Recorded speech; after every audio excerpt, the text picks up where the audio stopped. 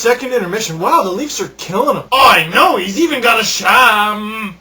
Dude, you never say that word when it's happening. Dude, come on. Even I know that. Boom. You ready? Big news. What? Whoosh. Seriously? No pigs yet. What? What was he doing? Wow. Bring him on. Beautiful.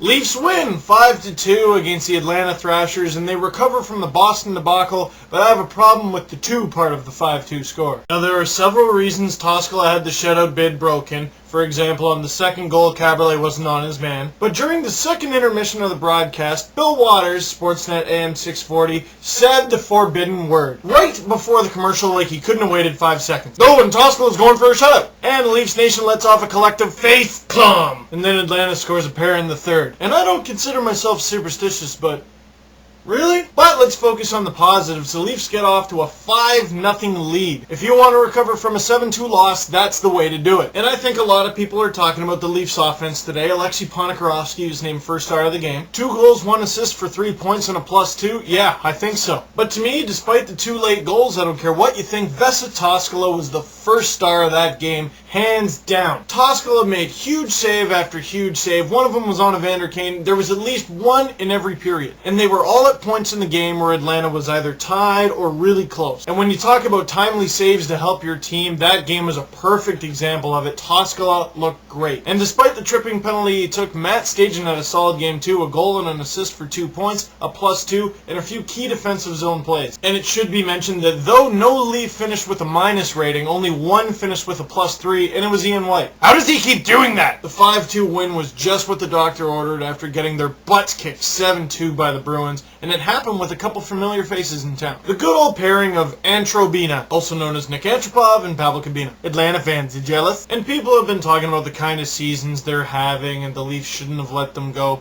Do you guys know how much they're making? That's why they're not here anymore. And whether Leafs management was right or wrong, let me know what you guys think. Question of the game, should Nick Antropov and Pavel Kabina still be Toronto Maple Leafs? With a salary cap hit of about $9 million, but a combined +24 and 36 points. And also let me know who should have been first star of that game. Ponikarovsky, Stajan, Vesa Toskala, maybe someone else. And in Atlanta's defense, despite the 5-2 score, Andrei Pavelec was awesome. Because let's face it, the Leafs did well offensively, but Atlanta didn't put much of a defensive fight up. And Pavelec absolutely stymied the Leafs throughout the first. And one last thing about this game, Luke Schenn. Now, he only played about 12.5 minutes, but he showed some real toughness by just clobbering Colby Armstrong. So let me know what you guys have thought about Luke Schenn lately, because although his ice time has been reduced, the quality of his play has increased. And his ice time may concern you looking at how much he played last year, but at the same time, it was unusual for an 18, 19-year-old defenseman to play like 20 minutes a night. But Schenn played well, Hagman and Meyers out there blocking shots, the Leafs were scoring, the Leafs were making defensive plays, and they got some really good play out of Vesa Toskala, and all of that makes for a 5-2 win. And 6-2-2 in their last 10, I know, when did that happen? And we could not end this video without